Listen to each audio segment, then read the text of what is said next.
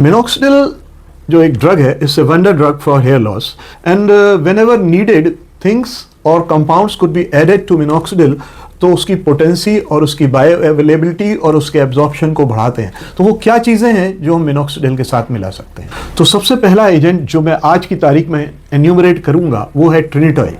तो ट्रिनिटोइन को जब हम basically what is tretinoin? It is retinoic acid.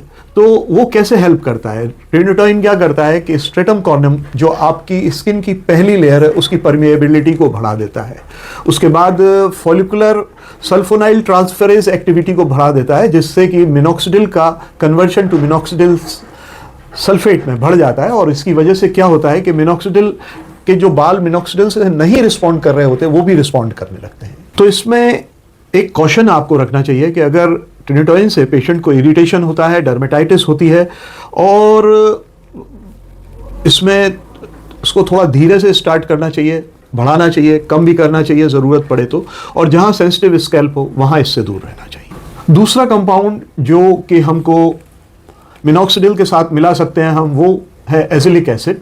And ये क्या करता है? ये लोकल डीएचटी इनिबिशन को भी करता है और उससे आपके बालों को बचाता है। इसका इफेक्ट एंटी इन्फ्लेमेटरी भी है और एंटी माइक्रोबियल भी है। तो ये उन लोगों के लिए बहुत सूटेड है जिनको अर्ली एज में बॉल्डनेस हो रही है, उनकी स्कैल्प बहुत ऑयली है और सिबोरिक डर्मेटाइटिस से वो सफ़र कर रहे हैं। हम लोग तीसरा कंपाउंड जो मिलाते हैं मिनोक्सिडिल के साथ, that is propylene glycol. And ये उनके लिए है जिन पेशेंट्स की स्किन बहुत सेंसिटिव रहती है। ब्यूटाइलिन ग्लाइकोल जो है लाइपोसोमल और नैनो कैरियर्स को बढ़ाता है। इससे बेटर टॉलरेबिलिटी बनती है ड्रग की और ड्रग की कंप्लायंस इंप्रूव हो जाती है। इसके बाद हम बात करते हैं जो कंपाउंड सबसे ज़्यादा सबसे कॉमनली मिलाया जाता है मिनोक्सिडिल में, एंड दैट इज़ फिनेस्ट्राइड। ये डीएचटी का सप्रेशन करता है, कंप्लायंस बढ़ाता है और बोथ कॉजेस को रोकता है और कॉन्सिक्वेंसेस को इम्प्रूव करता है। इसके क्लिनिकल एविडेंसेस बहुत अच्छे हैं और इसके बारे में डाटा जो है वो बहुत सपोर्टिंग है और इससे रिजल्ट्स मिनोक्सिडिल अलोन से बहुत ऊपर हो जाते हैं। अकेली मिनोक्सिडिल से अगर आप मिनोक्सिडिल विद फिनेस्ट्राइड को कंपेयर करेंगे तो रिजल्ट्स बहुत अच्छे आते हैं।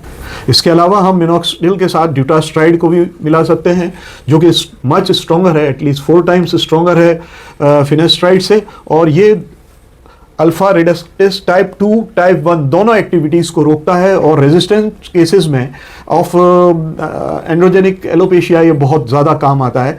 एंड पोस्ट ट्रांसप्लांट मेंटेनेंस में भी ये बहुत ज़्यादा काम आता है।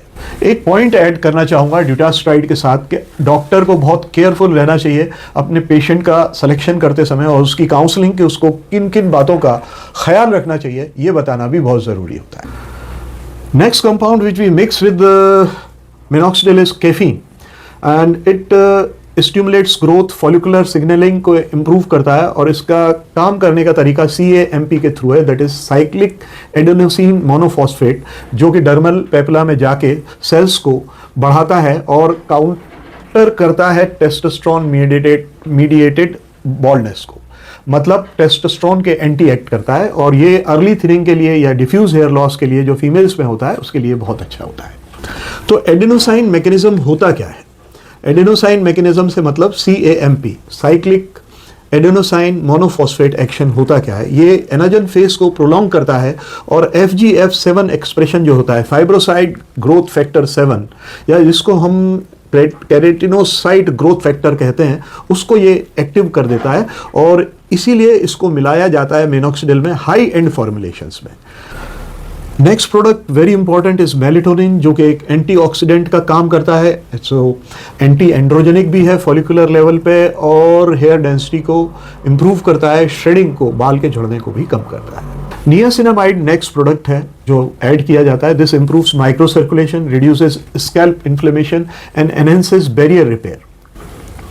बी पेंथेनॉल एक प्रोडक्ट है जिसको हम प्रो विटामिन B5 भी कहते हैं। ये इम्प्रूव करता है हेयर शाफ्ट की थिकनेस को और उसके बीच में से टूटने को भी रोकता है और कॉस्मेटिक अपीयरेंस बाल का बढ़ाता है। ये कई सारे शैम्पूज में भी मिला रहता है। बहुत कम यूज़ होता है प्रोस्टाग्लैंडिन एनालॉग, जिस ड्रग को हम बिमेटोप्रेस्ट बोलते हैं। ये बेसिकली ड्रग यूज़ होती है आँख की परेशानी में। जब पेशेंट को ग्लोकोमा होता है तब हमने देखा कि उसके पलकों के बाल बहुत घने बढ़ जाते हैं या भौं के बाल भी बढ़ जाते हैं। तो इसका इफेक्ट क्या है? ये फॉलिकुलर साइज को इंक्रीज करती है और मेलेटोनिन के जमा होने को इंक्रीज करती है, पर इसको बहुत सोच समझ के यूज़ करना चाहिए। इसके अलावा बायोमेटिक पेप्टाइड्स भी, क्योंकि वो ग्रोथ फैक्टर्स होते हैं, कॉपर पेप्टाइड्स, उनको भी हम इनको बोलते हैं बायोमाइमेटिक पेप्टाइड्स। इनका रोल ये होता है कि ये फॉलिकुलर रिजनरेशन को बढ़ाते हैं और इनको यूज़ करना चाहिए कभी कभी, पर इनको मिनॉक्सिडिल या किसी और प्रोडक्ट के बदले में यूज़ नहीं करना चाहिए। इनको जस्ट थोड़े से एडअप के लिए यूज़ करना चाहिए।